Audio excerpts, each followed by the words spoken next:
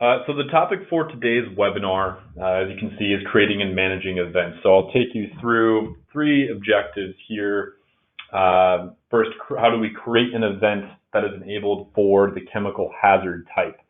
And then once we've created that event, how do we use sharing modes and event level partnerships to share the event with other ChemResponder organizations? And finally, we're going to understand how we use organizational level elements that translate down to event level elements. That includes partnerships, roles, field teams, and alerts. Just a quick overview and a couple housekeeping things before I go into those objectives I just listed. There are a couple ways to ask questions as we go forward today. And so if you want to enter something into the chat box, or there's a question box that's on your GoToWebinar application, feel free to type that question in there. I'll see it on my end and I can respond. There's also a raise hand function. And so if you click the raise hand function, I'll see that you have a question over here and I'll be able to unmute you so you can ask your question verbally. By default, everybody on the webinar is muted at the outset, so we don't have a lot of competing voices. But again, use that raise hand. I'll be able to unmute you and we can have some conversation. I do encourage you to ask questions if you have them as we go forward. We want this to be interactive and want it to be as useful for you as possible. So if you do have questions, please go ahead. I'll also be recording today's webinar, and so it'll be available in our resource library. We also have a YouTube channel, so I'll upload it there. If you have colleagues that you want to show it to afterwards, or you want to look back and refer to something that we went over, it'll be available there for you. I'll also put the PowerPoint slides I'm showing here in our resource library so you can get at them. So a few quick words just about what ChemResponder is, why it exists. It is a free system. The description up there, you can see it's a free whole community system for the collection, management, and sharing of chemical incident and preparedness information. So some of you on the line might be familiar with RadResponder, which is the predecessor to ChemResponder, and which is the national standard system for the collection and management of radiological data. And so ChemResponder came about as RadResponder achieved more depth in the emergency response community. We had a lot of folks that were asking us for a hazmat counterpart, if you will, to RadResponder. So we carried over pretty much all of the cornerstone capabilities in RadResponder into this ChemResponder tool, but of course just made it specific to accommodate the chemical hazard type. And it is a web-based platform. We're hosted in Microsoft Azure. We also have mobile applications that are available on iOS, Android, and Windows. We're not focusing, of course, on the mobile application today. We're just going to be working within the website because the website is where I can do this event creation and management piece. But certainly happy to follow up if you have questions about our mobile applications.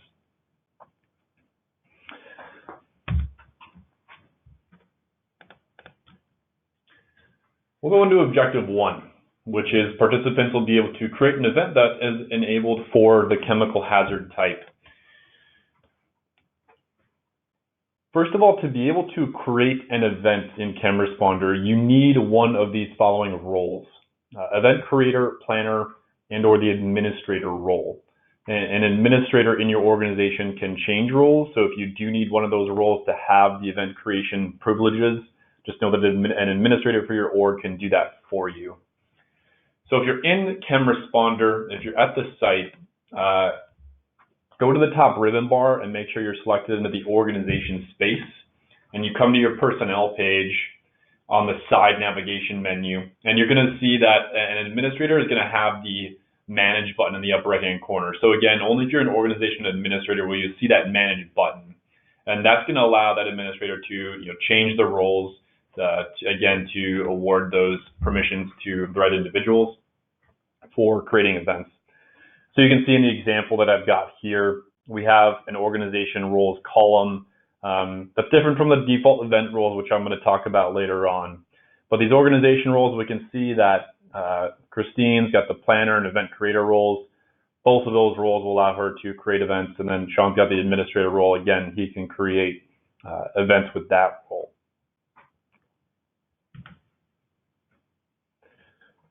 When I have the appropriate permissions, I'm going to see the create an event options in my ChemResponder portal here. So there are two different places we can go to initiate the event creation.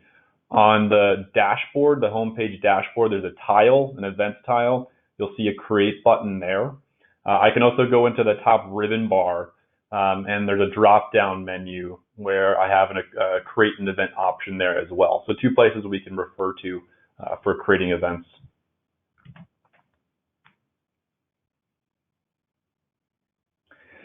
When I open up that create an event form, I'm presented with something that looks like this. So it's a very simple, basic form. Our development efforts were geared towards making this a simple and fast process. Typically, an organization is going to create a specific event for a specific response. There are some other ways, things that we can do here, like routine monitoring events, which I'll touch on later. But for that reason, we don't want this to be an onerous process. We want a simple, easy to navigate form where I can stand up an event rapidly. And so the form is just this one page.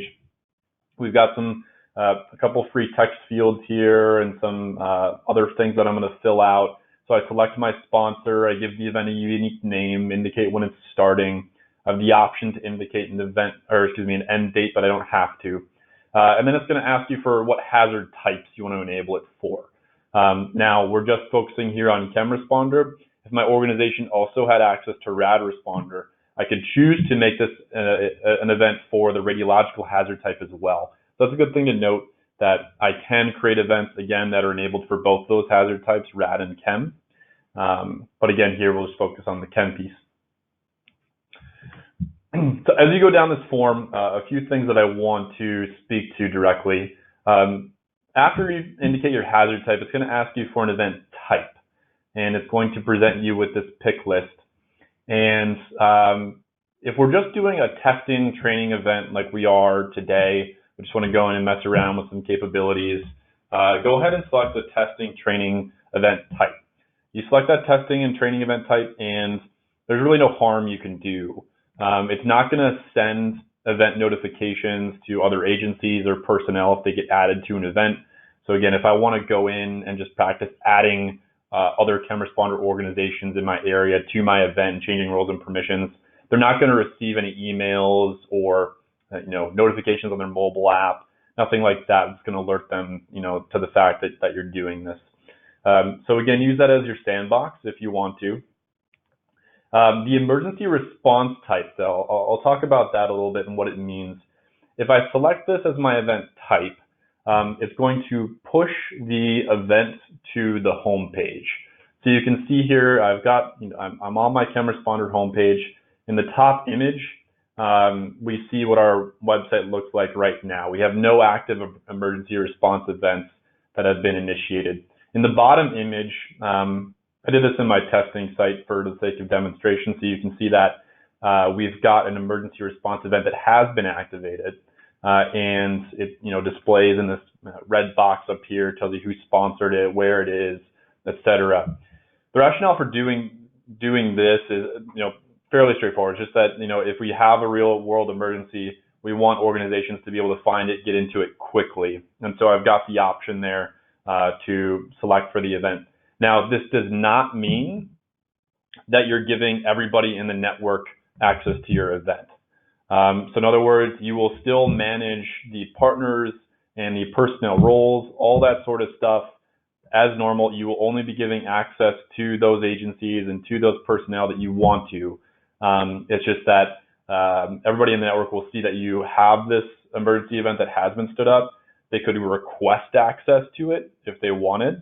At which point, again, an event manager could adjudicate that request, decide if they want to approve access for that agency or that person as appropriate. But again, it's just a notification. You're not giving anybody access to the event that you haven't explicitly given access to.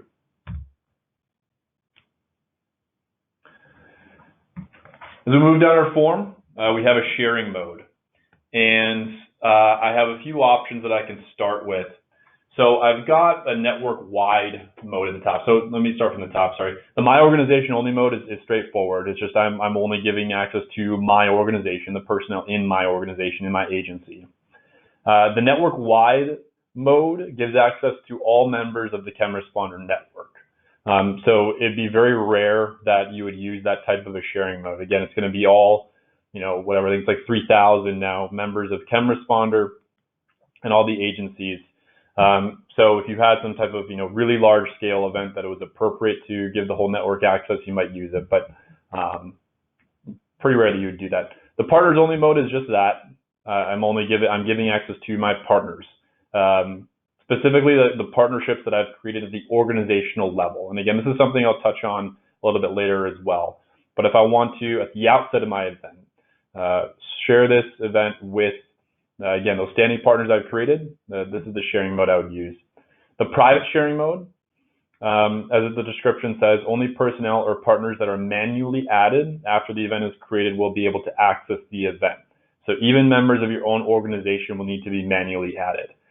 So this might be useful if we've seen agencies do like no notice exercises where they use the private sharing mode, and then once the exercise is underway, they'll change the sharing mode to my organization only or partners only.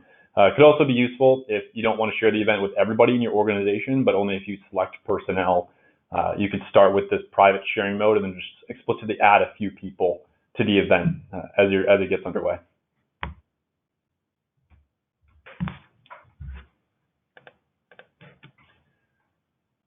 Moving on down your form here, I've got a few check boxes. One thing to note is you can hover, we have those question marks next to these check boxes. You can hover over any of them and it'll give you a description of what it is.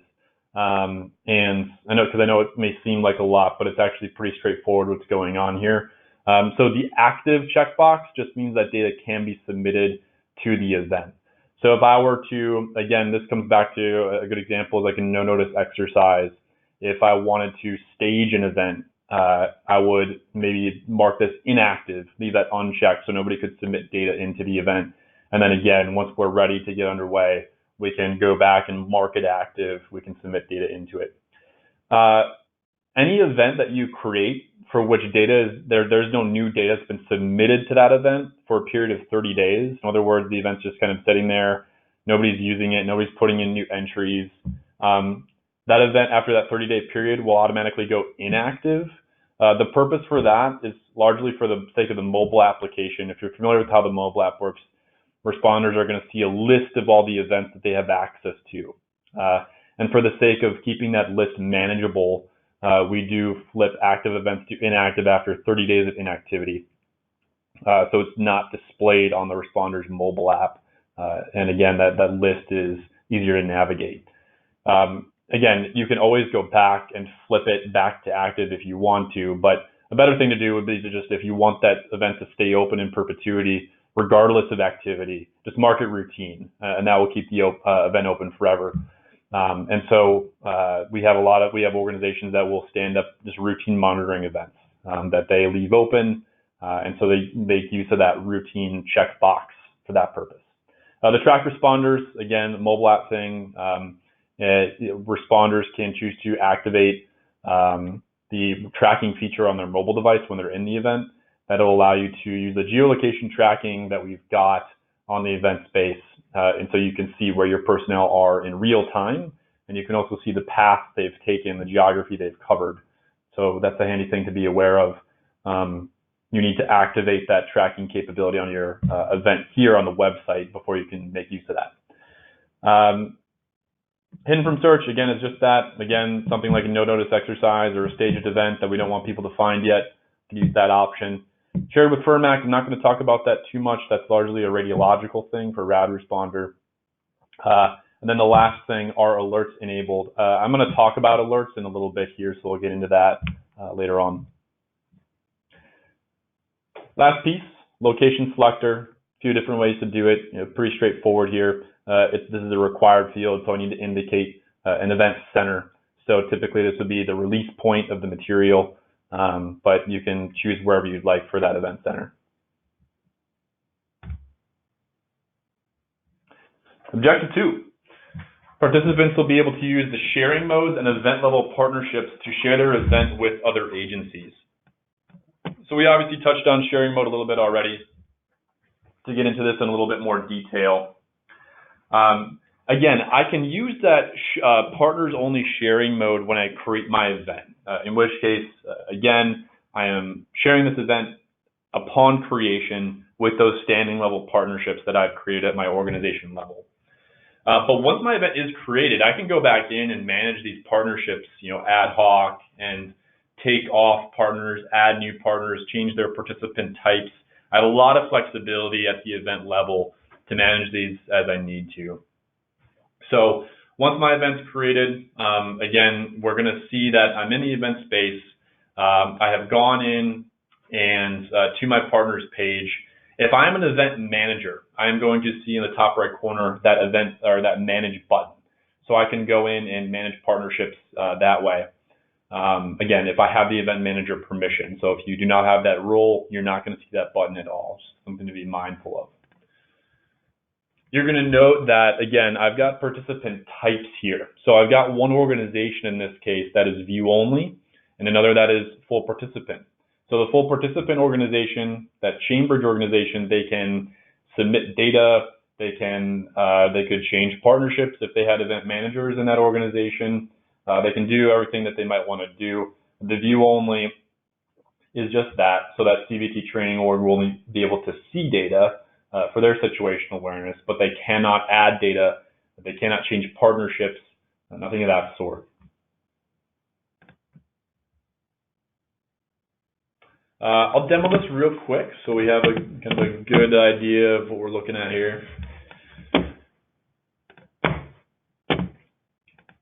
All right.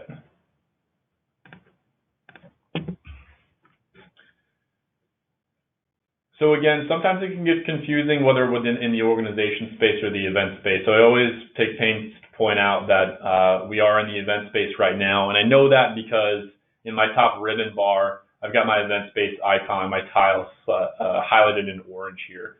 So I'm in the event, this special feature webinar event that I've created. Again, we saw this image a second ago. I've got my partnerships. I'm an event manager, so I've got my manage button, and I'll click my manage button. And I can add partnerships now. So I can click my add partner button, and I want to add maybe one of these civil support teams to my event. Again, because I've marked this a testing training event, I know when I add this team, they're not going to get a notification or anything like that. So there's no harm here. And again, I can change their participation type to full participant or view only. We have this view only approved data option in here right now for ChemResponder. The issue right now is that right now we don't have an assessment capability in ChemResponder, but that is coming. So we are working on that development right now this fall. And so in a coming release, probably before Christmas, we'll have an assessment capability in Chem where I can approve and reject my readings, my gas meter readings, or if I'm doing taking some spectra, I'll have an assessment capability there, and I can just give permission to this organization to view only those data points that we have approved, that we've vetted. So just something to note. So I'll put this CST team as view only. Again, I have the option to remove partnerships if I want to. So I'll save these changes. And that's pretty much that's the deal. It's pretty straightforward, easy interface to navigate. All right, we'll come back to our slide deck.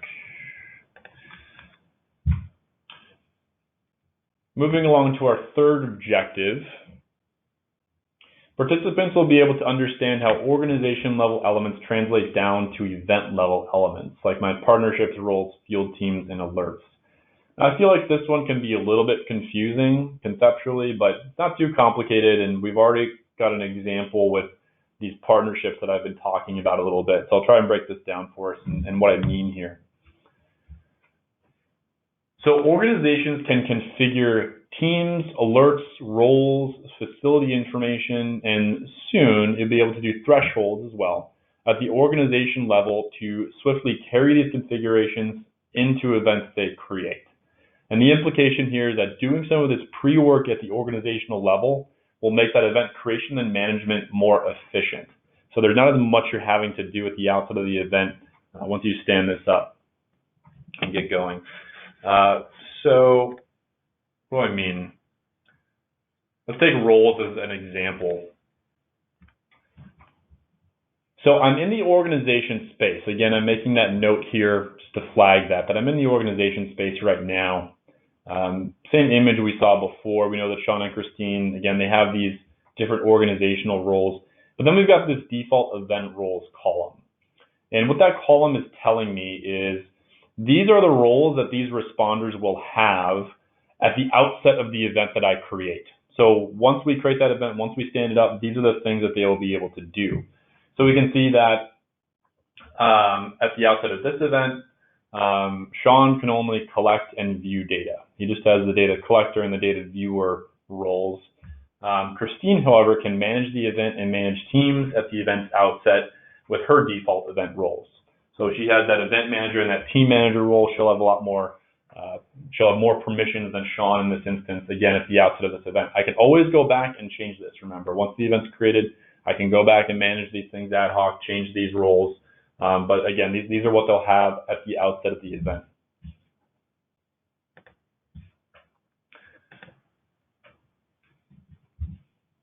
Another example, teams. Organizations can create standing teams that can be automatically pulled down to your events when the organization creates events. So again, I'm staying in the organization space here. Again, I'm setting some things up at the organizational level that I can carry into events once I create them. So when you come to in your organization space on that side navigation menu, I'm at my teams page. I've created two hazmat teams here, one led by Sean, one led by Christine, and looks like we've assigned some members to them and equipment. And you'll notice in the far right column that hazmat team 1 is marked add to events by default. So what that means is that, again, when I create my events, that team, that hazmat team 1, will automatically be added to that event. I don't have to do that manually. So again, I'm translating this organizational level element down into my event by default to make that event creation and setup process more efficient. Another example is alerts. Organizations can create alert definitions at the org level, and on events, choose to copy your alert definitions to the event. You need to also make sure alerts are enabled for the event. So again, I know I'm a broken record here, but I'm still staying in the organization space. I don't want that to get confusing. And again, using my side navigation menu, I'm on my alert definitions page. And in this case, I've created these two alerts. I've got an ammonia alert and a hydrogen sulfide warning. I can see that I've enabled both of them. And again, I've got particular personnel that I can notify, Sean and Christine for this first one, just Sean for the second. I've got a description for the event, etc. Sorry, a description for the alert. So coming back to that event creation form that we looked at in our first objective, one of those check boxes, you'll recall, was are alerts enabled?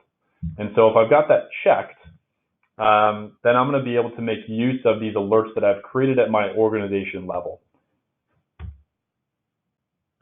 So now we're jumping back, we're in the event space.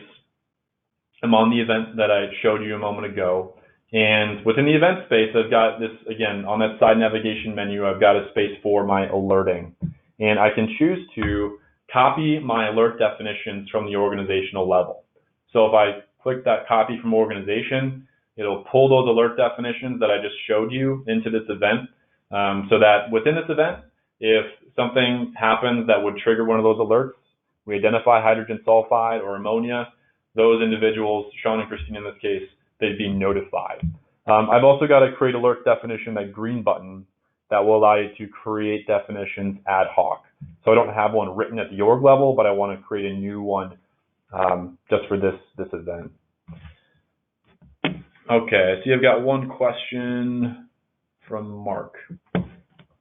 So Mark, you're asking, if you add a team, then all the members on that team are automatically added. You don't have to add them one member at a time. If so, then what if you have personnel who are on TDY or vacation? How do you move them from the list? Great question, Mark.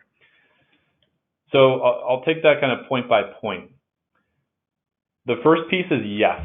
So if I create a standing team at the org level, it is going to pull in all of the personnel that have been assigned to that team at the org level onto that event. And then, yeah, if you have some of those folks are on vacation. So Sean was assigned to this team, but Sean decided to go to Florida for the weekend, and he is on vacation, having drinks with little straw umbrellas in them. So he's not here, and we need to go into the event and remove him from the event. Yes, you can absolutely do that. So I could go in, remove Sean from the event. I could swap somebody out. I could put somebody different onto that team at the event level. It's a very flexible concept. So again, you can manage and change those teams, their personnel, their equipment, all that sort of thing at the event level.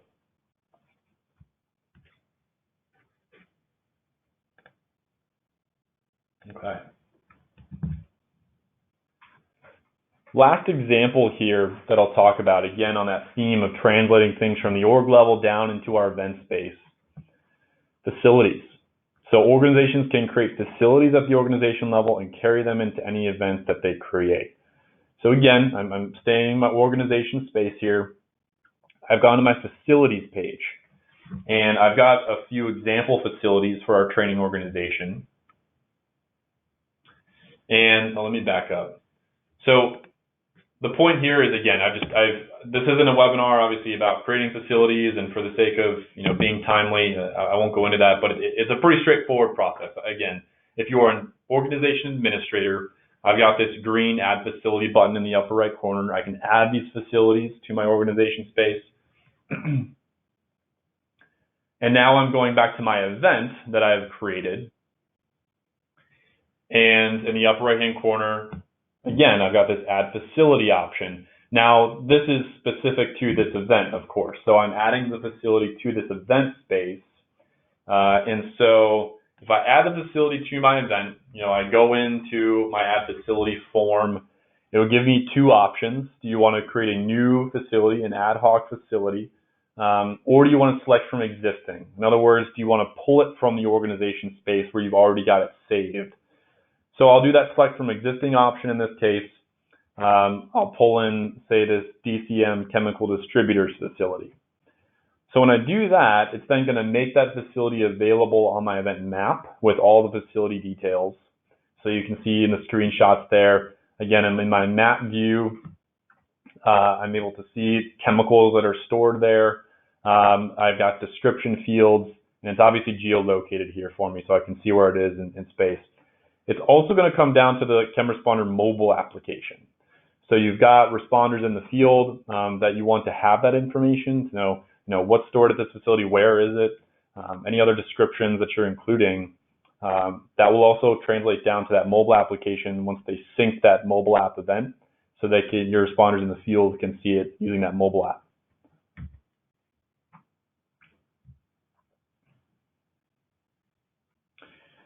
So that's what I've got for you today. Again, I said at the outset that you can always reach out to us.